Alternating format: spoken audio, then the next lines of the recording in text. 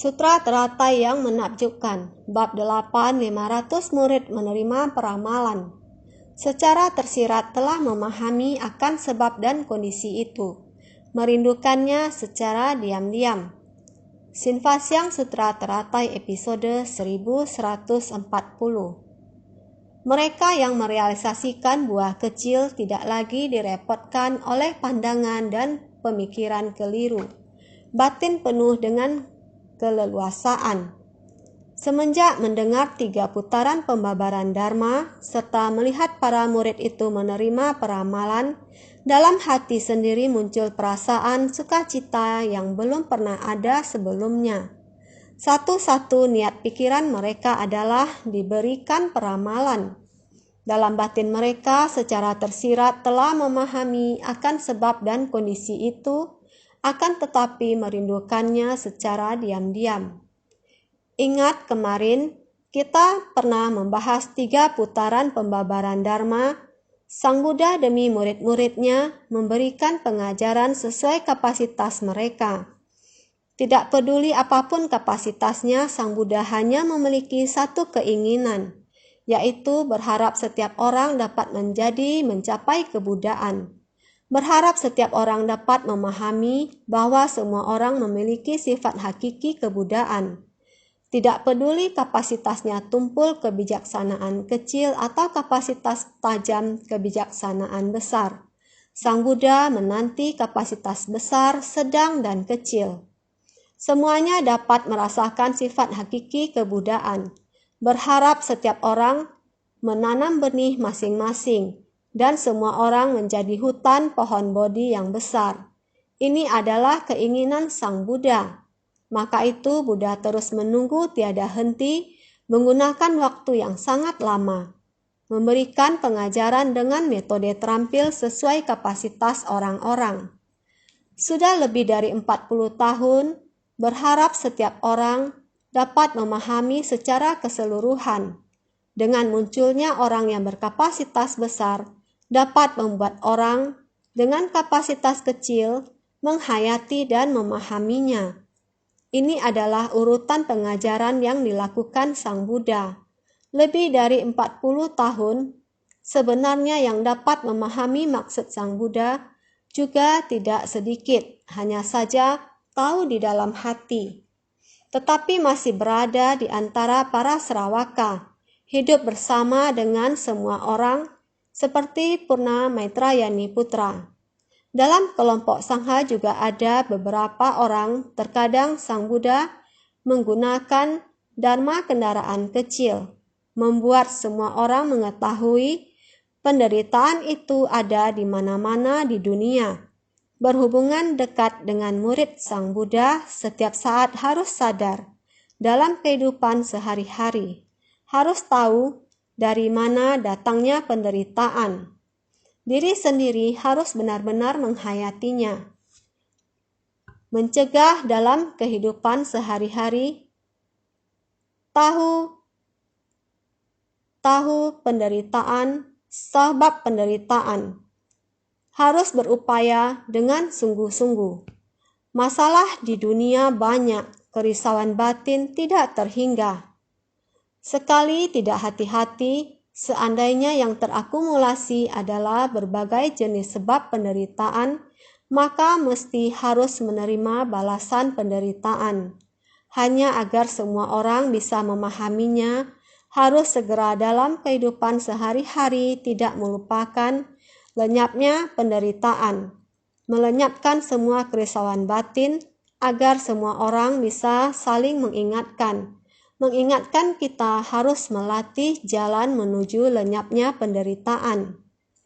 Jalan ini mesti ada di dalam kehidupan sehari-hari, mengingatkan diri sendiri walaupun semua orang tahu jalan kebodian yang lurus dan agung, tetapi 4 kebenaran mulia tidak lepas dari kehidupan sehari-hari.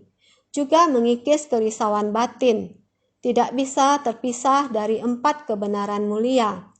Maka 4 kebenaran mulia adalah ingin agar kita mulai dari debu pasir ketidaktahuan, kerisauan batin, delusi, dan lainnya semua sudah terkikis. Ini adalah dharma yang paling mendasar.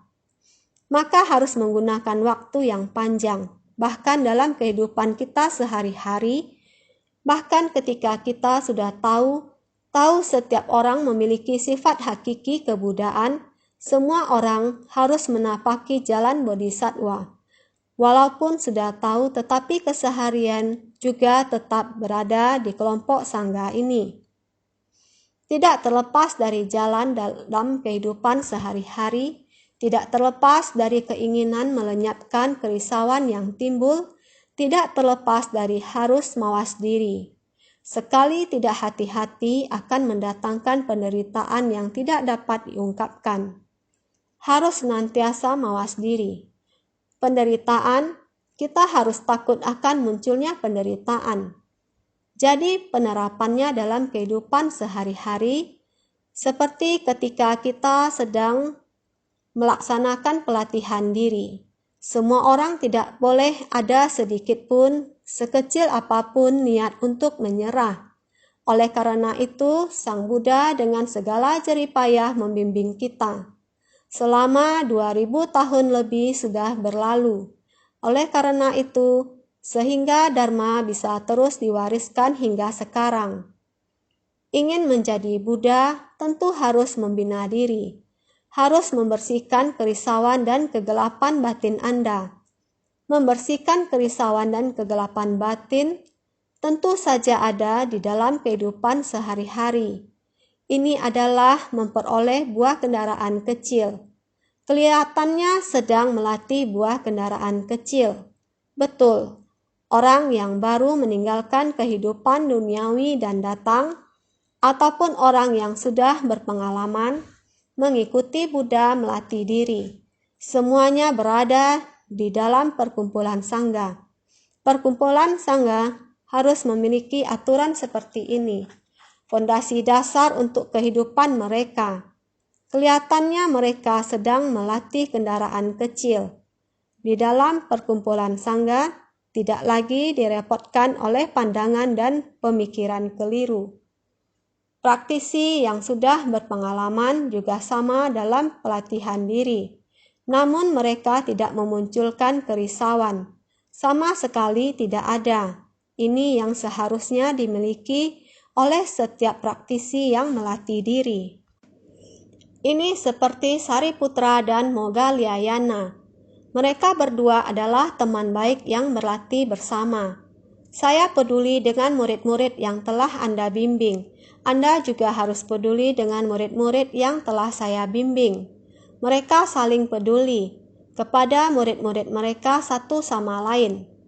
Suatu hari, saat Moggalliyana dan Sariputra berada di tempat pelatihan mereka saat tidak ada kegiatan yang harus dilakukan, mereka mulai berbicara tentang Dharma. Sariputra menunjukkan perhatian karena beliau peduli pada Moggalliyana dan bertanya kepada Moggalliyana, "Baru-baru ini Anda memimpin 2 murid untuk datang dan berlatih diri. Bagaimana perkembangan pelatihan diri mereka? Metode apa yang kamu gunakan untuk mengajar dan membimbing mereka?" Sang Arya Moggalliyana pun menjawab pertanyaan Sariputra. 2 murid ini walaupun sangat tekun tidak tahu bagaimana. Saya tidak tahu bagaimana cara untuk memahami mereka. Mereka sudah melatih diri dalam waktu yang cukup lama. Tetapi mereka tampaknya tidak mendapatkan banyak kemajuan. Mereka tampaknya tidak tersadarkan sama sekali. Sariputra pun bertanya dengan penuh perhatian, "Ajaran apa yang engkau suruh mereka praktikkan?" Moggalliyana menjawab, "Saya mengajarkan satu dari mereka untuk meditasi dengan menghitung nafas. Dan satu lagi saya mengajarinya merenungkan tubuh adalah tidak bersih." Tetapi saat mereka berlatih, walaupun mereka sangat tekun, namun sepertinya mereka masih belum dapat memahami Dharma. Sariputra bertanya kepada dia, "Lantas apa pekerjaan yang mereka lakukan biasanya?" Moggalliyana menjawabnya, Salah satunya adalah seorang pandai besi, satunya lagi adalah pencuci pakaian. Dia mencuci pakaian di tepi sungai. Sariputra bertanya kepada Moggalliyana, "Jika demikian, metode apa yang Anda gunakan kepada si pandai besi dalam mengajarinya melatih diri?" "Saya mengajarinya mengamati tubuh adalah tidak bersih. Yang mencuci pakaian saya mengajarinya menghitung pernafasannya dalam meditasi."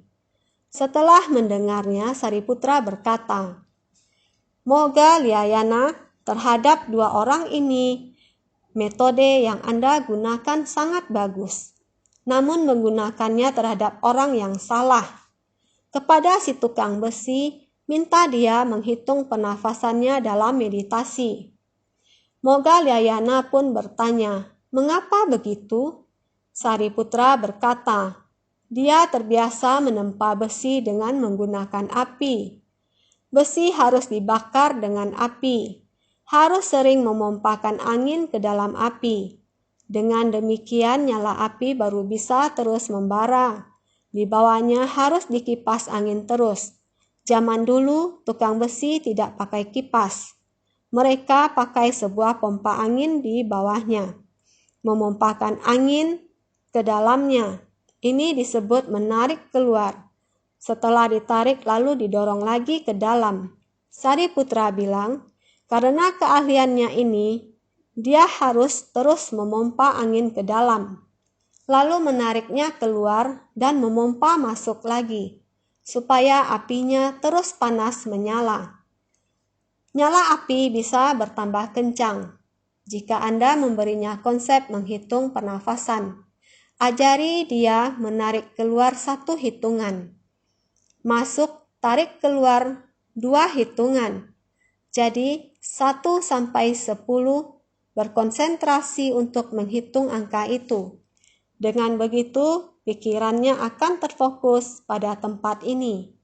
Jika orang yang mencuci baju setelah dibawa kembali ke semuanya sangat kotor. Baju yang begitu kotor jorok, dicuci di sungai, ingin menghilangkan kotoran itu, noda kotoran, maka harus dengan berusaha keras menguceknya. Penuh perhatian membersihkannya, membuat barang yang kotor ini setelah melalui pencucian, menjemurnya di matahari saat menyimpannya begitu bersih. Keahlian ini jika kamu wariskan kepadanya, mengetahui bahwa hati kita dengan kain tersebut, dengan pakaian tersebut adalah sama. Sama seperti ini, ternoda begitu banyak kotoran, harus melalui pencucian oleh air, dijemur oleh matahari, kembali ke sepotong kain yang bersih atau murni. Kamu buat dia mengerti akan prinsip kebenaran ini agar dia fokus mencuci baju. Menghadapi air sungai, tangan memegang baju yang kotor, fokus memvisualisasikan kekotoran. Kekotoran ini harus menghilangkan niat pikiran yang tidak bersih ini supaya dia bisa fokus. Selesai mengatakannya, Moggalliyana dengan sukacita menerimanya. Segera demi kedua orang muridnya, cara yang telah dilakukan untuk membina diri dibalik atau ditukar. Kedua murid ini seperti ikan yang mendapatkan air dan sangat bersuka cita. Yang seorang fokus menempa besi, fokus untuk menghitung pernafasan. Menghitung nafas keluar 1 hitungan, nafas masuk 1 hitungan. Sama seperti menarik pompa angin. Menarik nafas keluar, masuk, sama seperti mengisi angin. Besi tersebut setelah melewati api yang memanggangnya baru ditempa. Ditempa menjadi besi yang telah berubah bentuk. Bisa dibentuk menjadi sangat tajam. Peralatan yang sangat bagus. Prinsip kebenaran ini sudah dipahami. Jadi seperti ini, menghitung nafas itu. Hitung pernafasan ini. Dengan ini dia menggunakan cara ini. Duduk fokus pada menghitung. Saya menghembuskan keluar, tarik masuk 1 hitungan. Hembuskan keluar, tarik masuk, 2 hitungan. Seperti ini sampai 10. Ulang hitung kembali dari 1 sampai 10. Fokus menghitung dan memperhatikan pernafasan. Dengan demikian hatinya mendapatkan kedamaian dan keleluasaan. Tidak ada kerisauan lagi, pikiran sudah tak bercabang lagi. Dengan prinsip yang sama, visualisasi kekotoran atau asubha smriti, pencuci baju itu juga dapat melakukan hal yang sama. Dia akan menggunakan prinsip mencuci baju di dalam kehidupannya sehari-hari. Jadi ia memahami bahwa tubuh manusia, tubuh ini tidak bersih. Kita mulai berpikir tentang isi tubuh yang tidak bersih dan juga kekotoran yang dihasilkan oleh tubuh kita. Karena nafsu makan, makanan yang masuk ke dalam tubuh kita dicerna lalu menjadi kotoran. Tubuh ini kotor karena keringat dan sebagainya, dan juga benda di luar tubuh. Benda baru menjadi sampah dan membusuk. Setelah kita meninggal dunia, bukankah tubuh kita juga membusuk? Yang tersisa adalah tumpukan tulang belulang. Tulang putih itu awalnya ada di dalam tubuh kita. Apa yang perlu diperhitungkan dalam hidup ini? Tidak perlu memperhitungkannya. Ketika kita sudah menghapuskan kerisauan, batin kita akan leluasa. Di dalam Sangha Buddha, murid-murid ini juga berusaha untuk membimbing orang yang baru membangkitkan tekad. Mereka yang bertekad untuk membina diri, mereka mengajari dan membimbingnya dengan cara sama. Kalau mereka diajari dan dibimbing dengan benar, orang-orang dengan kapasitas kecil akan menerima ajaran dan menghapuskan kerisauan di dalam batinnya. Mereka dapat memahami prinsip dari 4 kebenaran mulia. Pada waktu yang sama, secara perlahan mereka akan memahami ketidakkekalan dari semua benda duniawi. Juga 12 nidana. Inilah bagaimana mereka saling mengajari satu sama lain dalam sangga. Beginilah bagaimana mereka melewati kehidupannya. Kalau mereka memahami, semenjak mendengarkan 3 putaran pembabaran Dharma, Sang Buddha telah mulai mengajari di persamuhan Sutra Teratai. Ketika Buddha membabarkan Sutra Teratai melalui aspek jejak menyadarkan para Sravaka, di mana terbagi atas 4 bagian: pembabaran Dharma secara tepat, menerima dan menafsirkan Dharma, menceritakan pencapaian dan memberi peramalan sebagai 1 putaran pembabaran Dharma. Dikarenakan para Sravaka memiliki 3 jenis kapasitas, unggul, sedang, dan rendah, makanya ada 3 putaran dari awal hingga akhir. Inilah yang dinamakan 3 putaran pembabaran Dharma. 1 pembabaran dalam teori, 2 pembabaran dengan perumpamaan, 3 pembabaran dengan kehidupan dari para Buddha masa lampau. 3 putaran pembabaran Dharma, 1 pembabaran dengan teori. Ketika Sariputra, satu-satunya orang yang memiliki kapasitas unggul, diajarkan secara langsung akan kebenaran sejati dari Dharma menakjubkan, memungkinkannya untuk memahami dan memasuki kendaraan tunggal, meliputi bab metode terampil dan bab perumpamaan. Di dalam bab metode terampil dan bab perumpamaan, Buddha telah berupaya agar semua orang memahami dengan jelas. Sang Buddha tahu bahwa Sariputra memahaminya, bahwa ia adalah orang dengan kapasitas besar. Ini adalah putaran pertama dari pembabaran Dharma di dalam bab perumpamaan, bab keyakinan dan pemahaman, dan sebagainya. Keempat murid dengan kapasitas sedang adalah yang berikutnya memperoleh pemahaman.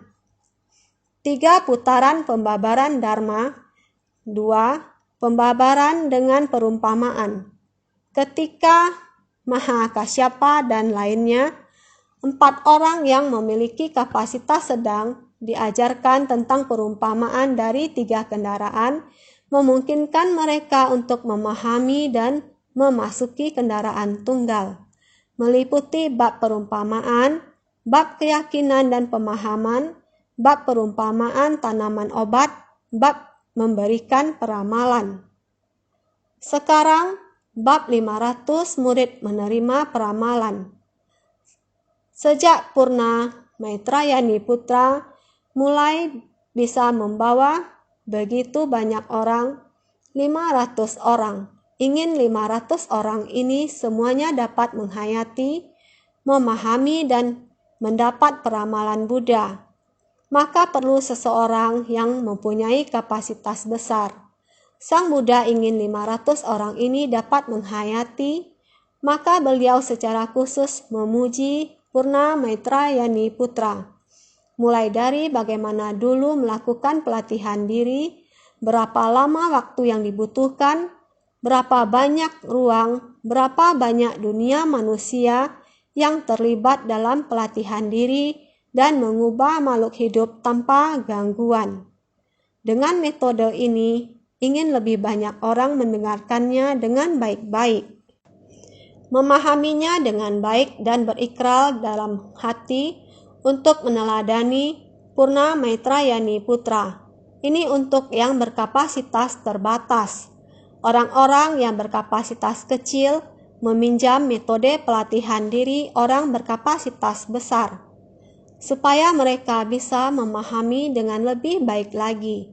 Jadi, biarkan orang-orang yang berkapasitas kecil ini berada pada siklus ketiga, pengajaran Dharma.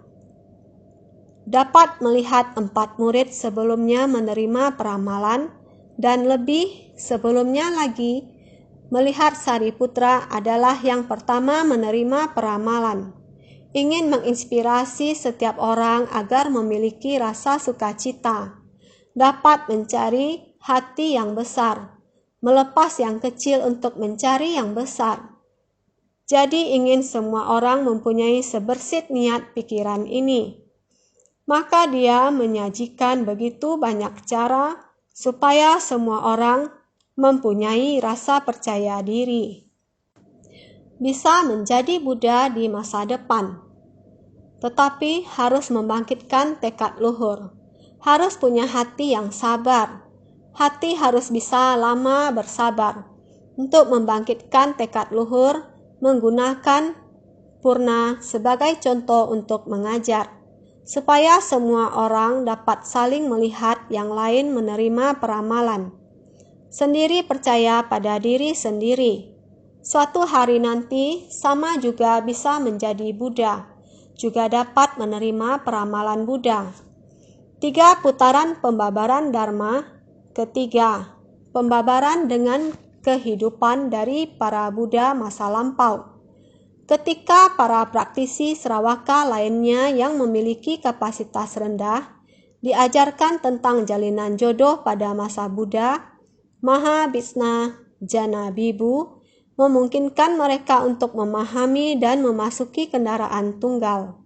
Jadi, dalam hati sendiri muncul perasaan sukacita yang belum pernah ada sebelumnya.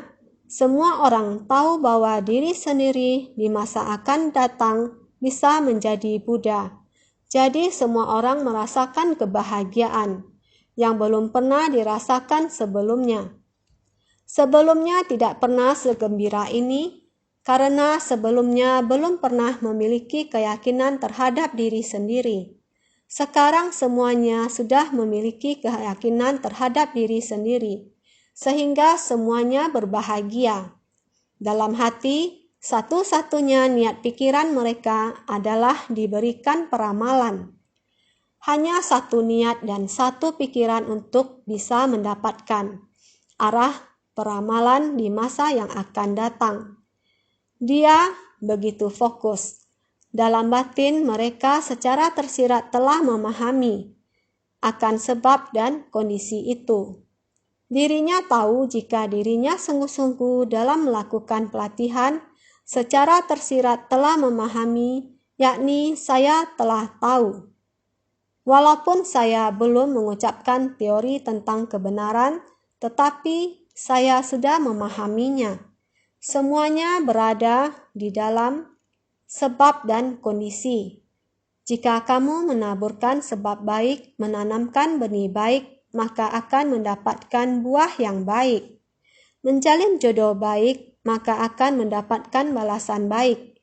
Inilah hukum kebenaran yang absolut. Tetapi di dalam hati merindukannya secara diam-diam. Orang-orang ini di dalam hatinya sudah tahu, walaupun belum mengucapkannya, tetapi merindukannya secara diam-diam. Terus dikenang di dalam hati, semuanya sudah paham. Sudah 3 minggu membabarkan Dharma. Demi ke-500 orang, Sang Buddha selalu memuji Purna Maitrayani Putra. Ke-500 orang ini sudah waktunya untuk mendapatkan peramalan, supaya bisa menyesuaikan kapasitas para makhluk. Purna Maitrayani Putra selalu menyembunyikannya kapasitas besar dan menampilkan kapasitas kecil. Sang Buddha sudah memulai peramalan untuk kalpa jauh ke depan bagi para makhluk berkapasitas rendah. Begitupun untuk ke-500 murid ini juga akan menerima peramalan. Jadi batin Purna Maitrayani Putra dan Sang Buddha begitu dekat. Maka dari itu tak heran jika Sang Buddha selalu memuji Purna. Mari kita lihat naskah sutra sebelumnya. Ketika Biksu Purna telah menyempurnakan semua jasa kebajikannya, dia akan memperoleh tanah murni ini dengan kumpulan makhluk luhur dan makhluk suci yang sangat banyak. Mengenai hal-hal tak terhingga ini, aku sekarang hanya menjelaskannya secara ringkas. Sutra Teratai bab 8, bab 500 murid menerima peramalan. Purna di masa lalu adalah demikian. Pahala kebajikannya telah dipupuk sekian banyak, maka dia dapat memperoleh tanah suci yang seperti ini. Orang-orang yang ada di negerinya di masa mendatang, semua orang adalah bodhisattva. Semua orang adalah pratyeka Buddha. Semua orang adalah Sravaka. Kebanyakan yang mereka bicarakan adalah Dharma. Begitu bertutur kata yang diceritakan tidak lain adalah Dharma. Setiap tutur kata yang dibicarakan tidak lain adalah saling memberi semangat. Seperti Sariputra, Moggalliyana, jika ada waktu mereka akan saling memberi perhatian. Muridku, metode pembinaan diri.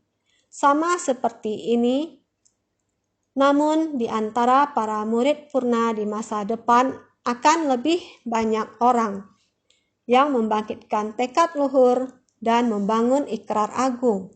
Selanjutnya, naskah sutra berikutnya mengatakan, pada ketika itu 1200 arhat dengan batin penuh keleluasaan itu berpikir demikian. Kami sekalian merasa sukacita telah mendapatkan sesuatu yang belum pernah didapatkan sebelumnya. Sekiranya Bhagawan dapat memberikan peramalan kepada masing-masing yang terlihat, sebagaimana dilakukan terhadap para murid utama lainnya, bukankah ini membahagiakan? Sutra Teratai bab 8, bab 500 murid menerima peramalan. Sekarang di tempat ini seharusnya hampir 500 orang. Ada orang yang bubar sedang keluar. Tapi di dalam naskah sutra menuliskan 1200 orang. Ini adalah pengikut Buddha yang menetap. 500 orang ini telah mendapatkan peramalan di masa mendatang. Yang didengarkan oleh semua orang seharusnya juga sama. Juga berada di tempat yang lain, waktu yang lain, namun sama-sama dapat memperoleh peramalan dari Buddha. Karena ada yang sedang berada di luar, ada yang berada di dalam, akan tetapi bab 500 murid menerima peramalan, jadi seharusnya 500 orang ini berada di tempat. Tapi di masa mendatang mereka menerima peramalan. Berita ini semua orang tahu. Semuanya merasa sukacita dan mempunyai harapan. Seperti ini. 1200 ini adalah angka yang sering disebut dalam naskah sutra.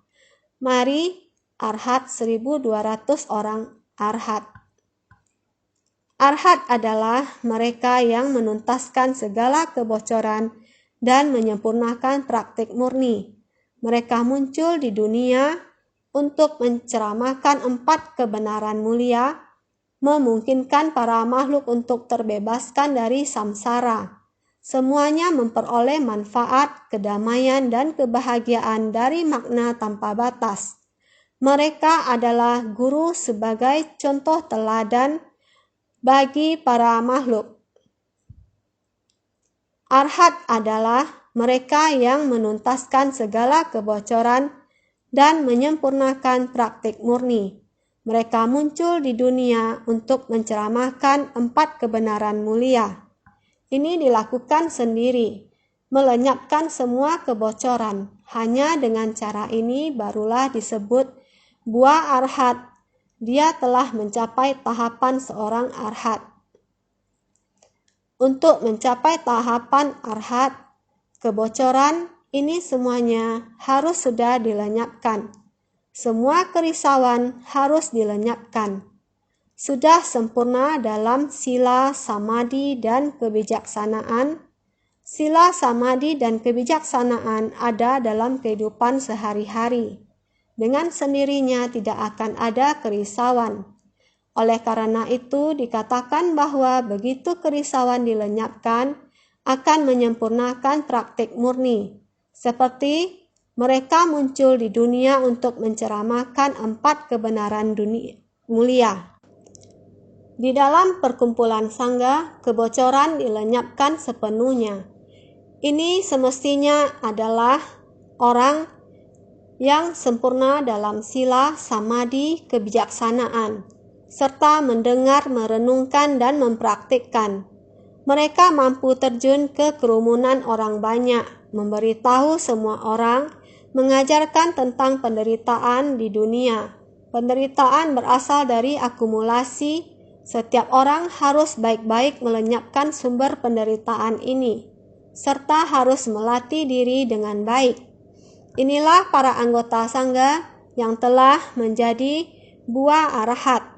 Harus terjun memasuki kerumunan orang banyak, memungkinkan para makhluk untuk terbebaskan dari samsara, memungkinkan para makhluk untuk terbebaskan dari samsara, bukan menjadi orang yang hanya mementingkan diri sendiri.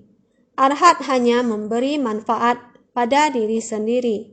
Sekarang Sang Buddha ingin memberikan peramalan kepada semua orang. Ingin semua orang membangkitkan tekad luhur sehingga bisa mencapai kebudaan. Jika kamu tidak membangkitkan tekad luhur, menapaki jalan bodhisattva, kamu selamanya tidak bisa mencapai kebudaan. Jadi para arhat yang telah menuntaskan segala kebocoran ini, memahami ajaran Buddha harus segera masuk ke tengah orang banyak, membimbing para makhluk untuk mendengarkan dharma dan terbebaskan dari samsara. Harus menggunakan berbagai metode, makna tanpa batas untuk memberi manfaat, kedamaian, dan kebahagiaan bagi para makhluk. Para makhluk dalam kehidupan mengalami penderitaan yang tak tertahankan. Harus membuat para makhluk, setiap orang memiliki pemahaman bahwa mereka dapat terbebaskan di masa mendatang. Ini akan menstabilkan batin semua orang. Ini adalah rasa tanggung jawab yang dimiliki oleh para praktisi. Jadi, mereka adalah guru sebagai contoh keteladanan bagi para makhluk. Setiap orang yang melatih diri sebagai anggota sangga semestinya harus menjadi contoh keteladanan bagi orang-orang di masyarakat. Menjadi guru dan contoh keteladanan, Sang Buddha mulai selangkah demi selangkah terus memperjelas. Ingin setiap orang mulai membangkitkan tekad luhur. Karena arhat telah melenyapkan noda batin, memasuki jalan bodhisattva. Bodhisattva, mereka memiliki kebijaksanaan dan metode terampil. Saat mencapai tingkat bodhisattva, mereka harus menerapkan kebijaksanaan Buddha untuk mengetahui bagaimana memasuki ke tengah orang banyak, berbagai jenis orang-orang, berbagai macam noda batin. Para bodhisattva harus menggunakan berbagai jenis metode terampil yang tak terbatas untuk menyadarkan para makhluk. Jadi seberapa banyaknya noda batin dan ketidaktahuan, harus menggunakan seberapa banyaknya cara untuk mengatasi dan menundukkannya. Jika ingin membantu orang lain, harus terlebih dahulu menundukkan diri sendiri. Jadi harus benar-benar menundukkan diri sendiri dan yang lainnya. Bodhisattva, mereka memiliki kebijaksanaan dan metode terampil. Mereka telah menundukkan batin sendiri sehingga mampu memasuki segala samadhi agung yang tak terhingga. Bermain-main di dunia dengan kemampuan gaib tanpa menemui rintangan. Inilah yang dinamakan batin penuh keleluasaan. Bodhisattva mampu memasuki segala samadhi agung yang tak terhingga. Bodhisattva bukan hanya sudah tidak ada kebocoran, harus masuk ke kumpulan orang banyak. Melihat penderitaan orang banyak juga merupakan sebuah bekal menuju pencerahan. Jadi tidak tercemar oleh orang banyak. Masih damai dan leluasa. Ini adalah menjinakkan diri sendiri. Masuk ke tengah orang banyak adalah ladang pelatihan kita. Di tengah orang banyak untuk menundukkan hati kita. Kebanyakan orang memiliki kerisauan. Saya harus menggunakan berbagai macam metode terampil untuk bersumbangsi, tetapi tidak mempengaruhi hati saya. Ini dinamakan menundukkan hati sendiri. Di tengah orang banyak harus baik-baik menundukkan hati sendiri. Mampu memasuki segala samadhi agung yang tak terhingga, hati sendiri harus bisa tenang. Samadhi adalah pengetahuan dan pandangan benar. Niat pikiran adalah benar, hati tidak terpengaruh, hanya digunakan untuk bermain-main di dunia dengan kemampuan gaib. Bermain-main di dunia, masuk ke tengah orang banyak sangat mudah. Tapi segalanya adalah ilusi, segalanya adalah semu, adalah palsu. Masuk ke tengah orang banyak, dimarahi orang, difitnah orang, di orang dan lain-lain. Mengapa harus menganggapnya serius? Lepaskan saja hal-hal ini. Pada dasarnya adalah sebuah permainan, sebuah mimpi, hampa dan ilusi. Kita adalah seperti sedang bermain-main seperti ini, seperti sedang dalam mimpi, seperti embun saja. Semuanya adalah prinsip kebenaran dari segala kekosongan. Kita sangat jelas, tidak ada rintangan, tidak terpengaruh oleh berbagai macam ketidaktahuan dan kerisauan dari para makhluk yang mempengaruhi tekad pembinaan diri kita. Ini adalah bodhisattva. Jadi batin kita, tekad pembinaan diri tidak terintangi oleh para makhluk. Demi para makhluk menjalankan usaha kendaraan besar, namun tidak membiarkan para makhluk mempengaruhi hati kita. Inilah yang dinamakan batin penuh keleluasaan. Batin memperoleh keleluasaan, kerisauan terhapus, namun batin memperoleh keleluasaan. Ini adalah 1.200 arhat. Semua orang memahami 500 orang arhat akan segera mendapatkan peramalan. Yang lainnya juga sama-sama sudah memahami. Harus segera membangkitkan tekad luhur. Batin memperoleh keleluasaan, masuk ke tengah orang banyak, tidak perlu takut. Harus mempelajari jalan bodhisattva. Batin memperoleh keleluasaan. Pada ketika itu, 1.200 arhat dengan batin penuh keleluasaan itu, 1.200 orang ini semuanya telah mencapai tingkatan, telah melampaui tahap belajar atau asaiksa, dan merealisasikan buah kecil, kerisauan, telah terhapus, tuntas dan tidak ada lagi direpotkan oleh pandangan dan pemikiran keliru. Dinamakan orang penuh keleluasaan. Sehingga pada saat itu, 1.200 arhat ini hatinya merasa nyaman. Sudah tidak ada noda batin lagi. 1.200 orang ini semuanya telah mencapai tingkatan, telah melampaui tahap belajar atau asaiksa. Sudah tidak belajar lagi, semua sudah dipelajari. Dharma yang harus dibabarkan sudah dibabarkan Sang Buddha. Semua metode sudah dipahami mereka. Bagaimana cara melenyapkannya noda batin? Semua sudah dipahami, sudah mencapai tahap tidak belajar lagi, sehingga merealisasikan buah kecil. Realisasi buah kecil adalah arhat. Kerisauan telah terhapus tuntas, semua noda batin sudah dilenyapkan. Tidak lagi direpotkan oleh pandangan dan pemikiran keliru. Bergabung dalam kerumunan masyarakat tidak menimbulkan noda batin saat melihat kita. Tidak menimbulkan noda batin juga saat mendengar kedatangan kita. Tidak ada noda batin dalam batin, maka tidak lagi direpotkan oleh pandangan dan pemikiran keliru. Inilah sudah melihat kehidupan duniawi, memahami prinsip kebenaran yang harus dimengerti semua yang mereka capai, yang harus diajarkan oleh Sang Buddha, sudah diajarkan semua. Maka semuanya telah mencapai tingkatan, telah melampaui tahap belajar atau asaiksa. Sudah melampaui tahap belajar atau asaiksa, dengan demikian hati merasa nyaman. Orang-orang ini berpikir demikian. Kami sekalian merasa sukacita telah mendapatkan sesuatu yang belum pernah didapatkan. Kami semua sangat sukacita.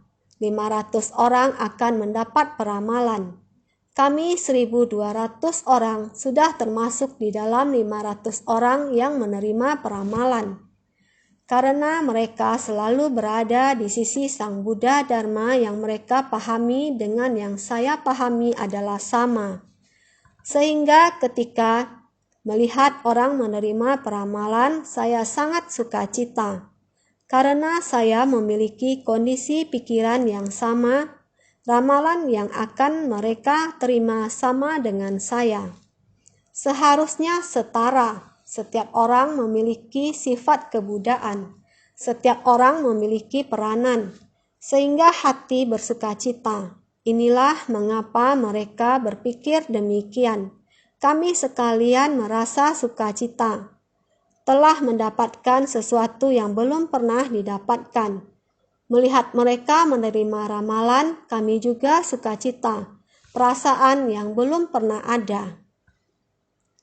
Berpikir demikian, kami sekalian merasa sukacita telah mendapatkan sesuatu yang belum pernah didapatkan sebelumnya. Dalam hati berpikir demikian, kami sekalian mendengarkan purna menerima peramalan akan mencapai kebudaan kelak, di mana diri sendiri juga ada bagian. Itu sebabnya merasa sukacita, memuji kalau itu belum pernah didapatkan sebelumnya. Di bagian terdahulu, Sang Buddha telah memberikan peramalan kepada Purna. Semua orang bersuka cita, terutama negeri yang akan diterima sangat tenang dan jernih. Orang-orang yang akan diajarkan akan menjadi orang-orang yang berkapasitas besar. Negeri seperti ini sangat damai dan leluasa. Berpikir demikian, dalam hati menyadari secara mendalam, tetapi tidak dapat diungkapkan dengan kata-kata, mereka hanya merindukannya secara diam-diam. Jika membahas tentang pemahaman secara tersirat akan sebab dan kondisi itu, tidak lebih rendah dari subhuti. Sungguh-sungguh meyakini kalau mereka bisa mencapai kebuddhaan, memang pantas sebagaimana Sariputra dan lainnya. Namun mereka itu memiliki kemampuan tinggi dan kebijaksanaan besar, berbicara lancar sekali dan berani beradu kata secara langsung. Sedangkan mereka ini mungkin cukup dalam hal pembinaan di dalam diri, tetapi kemampuan dalam hal kefasihan di luar tidak mencukupi. Mereka sulit bicara, makanya mengungkapkan harapan tanpa bersuara. Kita sudah tahu meskipun tidak mengatakannya. Kita semua orang sudah mengerti. Mengingatkan di dalam hati meneladani Purna Maitrayani Putra yang dapat dilakukan oleh Purna Maitrayani Putra, kita semua orang juga dapat melakukannya. Karena Purna Maitrayani Putra memiliki sifat hakiki kebuddhaan, kita semua orang juga memiliki sifat hakiki kebuddhaan. Oleh karena itu, dalam hati sudah tahu namun tidak mengatakannya. Sehingga jika membahas tentang pemahaman secara tersirat mengerti di dalam hati. Dalam hati saya mengerti balasan hukum sebab akibat. Pandangan tentang sebab akibat dengan sangat jelas tidak lebih rendah dari subhuti. Kita semua orang tidak hanya meneladani Purna Maitrayani Putra, juga harus meneladani subhuti. Lahir dari kekosongan adalah subhuti. Subhuti pemahaman kekosongan terunggul. Kita tidak hanya meneladani Purna Maitrayani Putra, juga meneladani subhuti. Benar-benar percaya karena mereka di dalam bab keyakinan dan pemahaman setelah mendapatkan peramalan dari Buddha sehingga dikatakan sungguh-sungguh meyakini kalau mereka bisa mencapai kebuddhaan, telah memasuki prinsip kebenaran. Saya percaya bahwa kita semuanya bisa menjadi Buddha. Memang pantas sebagaimana Sariputra, kita bandingkan dengan Sariputra. Saya juga sama. Sariputra disebut terunggul kebijaksanaannya. Sebenarnya saya tidak memendam rasa bersalah. Yang saya dengarkan sekarang, Dharma yang dibabarkan Buddha, saya juga bisa sama dengan tubuh, tidak beda jauh. Sehingga dikatakan baik dengan Purna maupun subhuti ataupun Sariputra, kebijaksanaan terunggul yaitu Sariputra, pemahaman kekosongan terunggul yaitu subhuti, ataupun terunggul dalam membabarkan Dharma yaitu Purna. Terhadap orang-orang ini sebenarnya kita diam-diam telah menyadari. Kita semua telah memahami, lingkup yang dipahami sudah cukup. Tetapi walaupun bersuka cita, walaupun dibandingkan dengan mereka sudah cukup, tetapi mereka itu merupakan memiliki kemampuan tinggi dan kebijaksanaan besar, berbicara lancar sekali.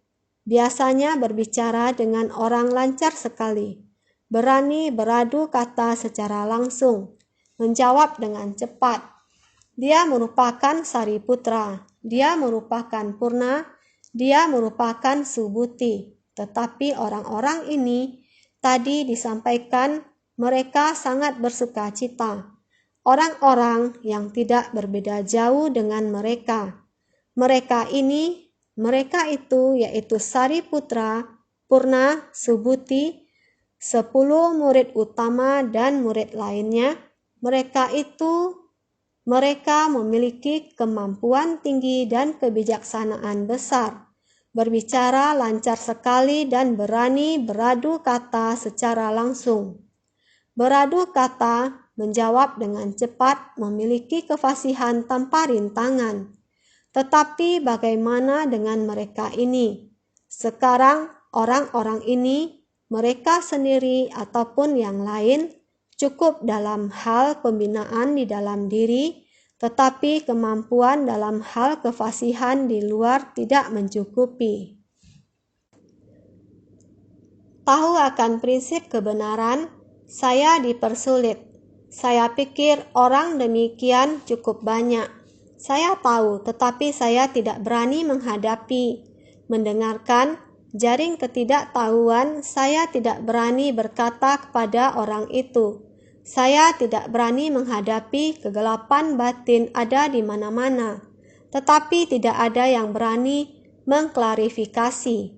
Ini cukup dalam hal pembinaan di dalam diri, tetapi kemampuan dalam hal kefasihan di luar tidak mencukupi, sehingga mereka sulit bicara, makanya mengungkapkan harapan tanpa bersuara. Saya mengetahui, tetapi saya tidak berani mengungkapkannya. Semua saya tahu, tapi tidak bisa ditunjukkan, sehingga disebut berdiam. Berdiam tanpa bersuara, semua orang bersedia memahami. Tetapi masih belum fasih beradu kata. Dengan kefasihan tanpa rintangan, masih belum bisa demikian 1.200 orang. Kebanyakan orang masih demikian. Sekiranya bagawan dapat memberikan peramalan kepada masing-masing yang terlihat, sebagaimana dilakukan terhadap para murid utama lainnya, bukankah ini membahagiakan? Sekiranya bagawan dapat melihat tekad semula dalam batin mendalam dari kami sekalian, juga dapat memberikan peramalan sebagaimana terhadap para murid sebelumnya, tidakkah ini membuat orang-orang bahagia? Jika Buddha mulai memberikan peramalan kepada semua orang, bagawan, semua orang mendapatkan peramalan. Tekad semula dalam batin mendalam dari kami sekalian juga dapat memberikan peramalan. Satu-satunya ikrar dalam batin kita, seperti Sariputra, seperti Subhuti, Mahakasyapa, Katyayana, Moggalliyana, dan juga Purna, kita semua sangat berharap suatu hari juga demikian. Bisa demikian menerima peramalan. Jika bisa demikian, bukankah sangat bahagia? Bukankah ini membahagiakan? Artinya, Buddha mengatakan kalau 1.200 orang ini akan mencapai kebudaan. Sekarang kenapa tidak terlihat memberikan peramalan? Jika bisa diberikan peramalan, tentu kami akan merasa bahagia dan berpuas diri. Kemudian kami sekalian semua bertanya-tanya, kalau orang-orang itu menerima peramalan, kami sekalian hendaknya juga menerima peramalan. Inilah yang dikatakan Buddha mengadakan 1.200 pengikut Buddha di masa mendatang bisa mencapai kebudaan. 500 orang menerima peramalan. Sebenarnya 1.200, tidak hanya 1.200. Sebenarnya setiap orang pada dasarnya memiliki sifat Buddha. Asalkan baik-baik melatih diri, bagaimana mungkin hanya 1.200? Setiap orang merupakan Buddha masa depan, sehingga bisa menerima peramalan. Sekarang masih belum sampai, tetapi semua orang sangat merindukannya. Jika bisa diberikan peramalan, tentu kami akan merasa bahagia dan berpuas diri. Semua orang sangat bersuka cita. Kita semua sangat bersuka cita. Tetapi apakah kita bisa mencapai kebudaan? Pada masa ini, Buddha demikian memberikan peramalan kepada kita. Ini yang ditunggu semua orang dan bersuka cita. Juga ada sedikit keraguan pada diri sendiri. Buddha, pada saat ini apakah saya bisa menerima peramalan?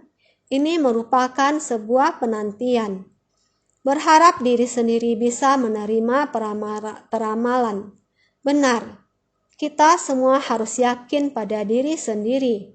Di masa mendatang, asalkan kita baik-baik melatih diri sekarang, memahami nilai dalam kehidupan, bagaimana bersumbangsi demi kelompok orang banyak, tidak terpengaruh oleh kerisauan dan kegelapan batin kelompok, mempertahankan batin kita yang murni dan jernih, lama-kelamaan juga akan mencapai kebudaan, juga akan bertemu pada masa Buddha lahir, memberikan peramalan secara langsung.